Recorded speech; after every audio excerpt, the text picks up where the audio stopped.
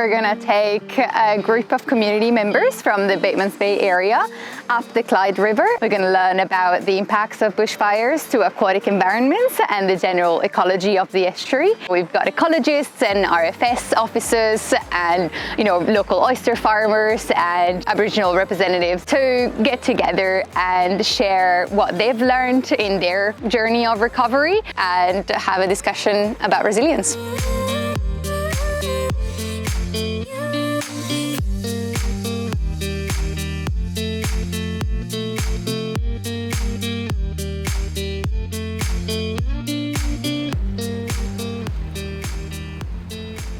That fire went through there so quickly that by the time we were down there with all our sprinklers and all the nonsense, the fire had just gone.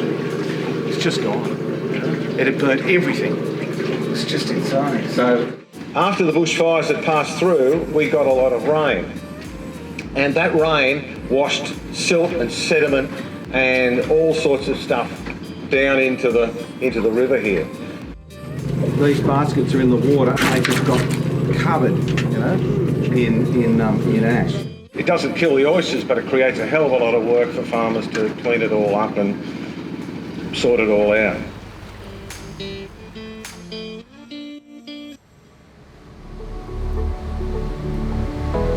These fires swept through here. We found sites that we never knew of beforehand, so which is a bonus in some regards.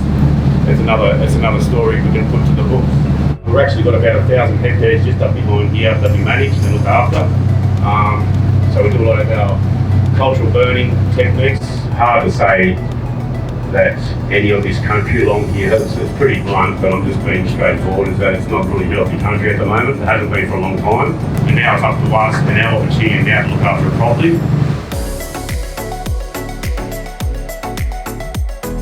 We had a group of really interesting people from closer to the town in Batemans Bay. So they're understandably pretty nervous about bushfire and want to feel more in control. One of the things that I was talking to them about is another program that we run called the Bushfire program.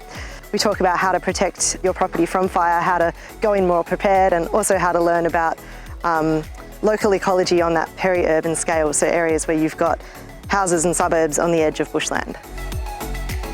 All along the banks of the Clyde, we had eucalypt forest there on the ridges that burnt at extreme high fire severity, and then we had the fire actually coming down so hot and so fast that it burnt into the edges of the mangroves, and in some cases burnt the mangroves themselves.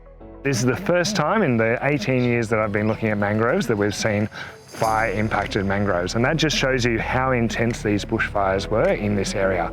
So what we're doing with Oceanwatch is looking at ways that we can protect those mangroves and help them recover.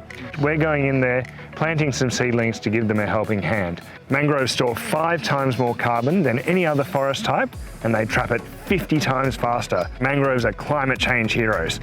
Whilst we've lost some habitat through fire and it's possible that those areas will never recover, we need to now ensure that the remaining mangroves are protected as much as possible so that they keep cleaning the water, trapping the carbon and protecting our shorelines into the future.